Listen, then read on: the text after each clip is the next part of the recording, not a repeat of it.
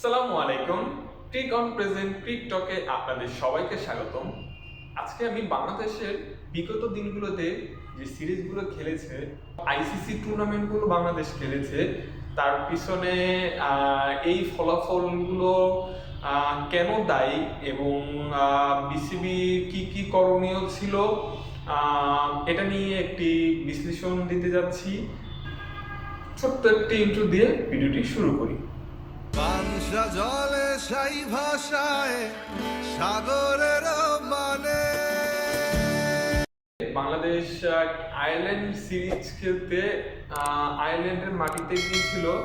তখন সেই আয়ারল্যান্ডের সাথে দলে তামিম ইকবাল, মুশফিকুর রহিম, মাহমুদুল্লাহ রিয়াদ সবাই সেই দলে ছিলেন এবং সেই আয়ারল্যান্ডের মাটিয়ে সিরিজটা ছিল। সেখানে 2-0-তে খুব ভালো একটা ইন্টারেস্টিং একটি সিরিজ তারা খেলেছে। তবে আপনি দেখেন, একটা সিরিজ জিতলেই যে সেখান থেকে ভালো কিছু হবে এটাও না। দেখেন সেই সিরিজে সাকিব আল হাসান, সবাই ছিল, সবাই খুব ভালো পারফরমেন্স করেছে। মেহেদী হাসান মিরাজও সেখানে ছিল। এখন দেখেন সাকিব আল হাসানের আপনি একজন একজন খেলোয়াড়ের একটা পরিবর্তন আপনি এখন কিন্তু আনতে পারতেছেন না। মেহেদী হাসান মিরাজ কাঙ্ক্ষিত তার পারফরমেন্সটা দিতে পারছে না।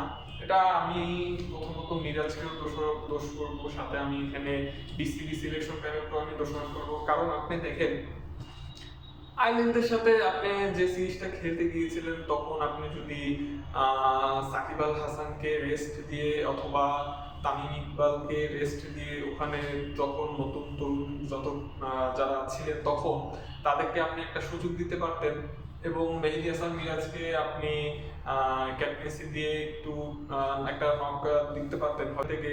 এখন দেখেন মেহেদী হাসান মিরাজ এই ইনিশিয়াল স্টেজে এসে এই সমস্ত পারফরমেন্স গুলো দিচ্ছে, কাঙ্ক্ষিত সে উইকেট পাচ্ছে না, কিন্তু সে এখনো ভালো ইকোনমিতে বল করে যাচ্ছে। কিন্তু যত আপনি ইকোনমিতে বল করেন না কেন, দিন শেষে যদি আপনি উইকেট না নিতে পারেন, তাহলে তো সেখানে আপনার দলের জন্য সেটা কার্যকর হবে না। আপনি মেহেদী হাসান মিরাজকে ব্যবহার করেছেন ষষ্ঠ বোলার হিসেবে যখন সাকিব আল হাসান ছিলেন। সাকিব আল হাসান ছিলেন না, তার ব্যাকআপ হিসেবে মেহেদী হাসান মিরাজ সেখানে বল করেছেন। আপনি দেখেন তো লাস্ট 2024-এর আগে একটা সিরিজ দেখেন তো, যেখানে মেহেদী হাসান মিরাজ সম্পূর্ণ ফুল ওভারগুলো খেলেছেন এবং যে সিরিজগুলো তখন ছিল সেখানে যেমন আয়ারল্যান্ডের সাথে ম্যাচগুলো এবং যে তুলনামূলক মানে একটু কম শক্তিশালী যে দলগুলো ছিল তখন, সেই সিরিজগুলোতে আপনি অন্যান্য প্লেয়ারদের সুযোগ দিতে পারতেন। তখন দেখেন আপনি আয়ারল্যান্ডের সাথে যে ম্যাচটা ছিল তখন ওই মৌসুমে বিপিএল এ নাসির মোসাদ্দেক কিন্তু খুব ভালো একটা টাচে ছিল। আপনি চাইলে 2-3 জন প্লেয়ার ড্রপ করে তাদেরকে একটু সুযোগ দিয়ে দেখতে পারতেন যে কিরকম তারা পারফরমেন্স করছে বা তারা কিভাবে এখনো কন্ট্রিবিউট করছে। এখন দেখেন বাংলাদেশ কিন্তু হারিকেন দিয়ে খুঁজেও একটা অলরাউন্ডার পাচ্ছে না। কেন পাচ্ছে না? এই আপনি তো তখন মেহেদী হাসান মিরাজকে সেই সুযোগটা দেননি, সেই অভিজ্ঞতা সে তখন নিতে পারেনি। সেখানে আমি মিরাজকে দোষারোপ করব এবং সাথে বিসিবি সিলেকশন প্যানেলকে আমি দোষারোপ করব। কারণ আপনি ম্যাচগুলো যদি তখন তাকে নিয়ে কন্ট্রিবিউট করতেন, তাহলে হয়তোবা মিরাজের কিছু ওইখান থেকে ক্যাপ্টেন্সির ব্যাপারে অভিজ্ঞতা হতো এবং উইকেটটা দেখেন আপনি মেহেদী হাসান মিরাজ কিন্তু খুব ভালো বোলিং করে, কিন্তু দিন শেষে যদি কাঙ্ক্ষিত উইকেটটা যদি না আসে, আসলে সেটা খেলার জন্য খুব মুশকিল হয়ে যায়। সব থেকে উল্লেখযোগ্য ব্যাপার হচ্ছে 2024-এ মুস্তাফিজ IPL এ দুর্দান্ত একটি মৌসুম কাটিয়েছেন। আপনারা সবাই জানেন, চেন্নাই সুপার কিংয়ের হয়ে ধোনির সাথে কন্ট্রিবিউট করে খুব ভালো একটা সময় তিনি পার করেছেন। দেখেন আপনি মুস্তাফিজকে বাংলাদেশে নিয়ে এসেছেন কিসের জন্য? তখন জিম্বাবুয়ের সাথে সিরিজ খেলানোর জন্য। আচ্ছা, আপনাদের কাছে একটা প্রশ্ন রাখছি। জিম্বাবুয়ের সাথে যে 3টা ম্যাচ হয়েছে, সেখানে যদি মুস্তাফিজ না থাকতো, খুব আহামরি কি কিছু হতো না। দেখেন মুস্তাফিজ কিন্তু সেখানে 4 ওভার বল দিয়ে 18 রান কনসিড করে একটা উইকেটও কিন্তু পাননি।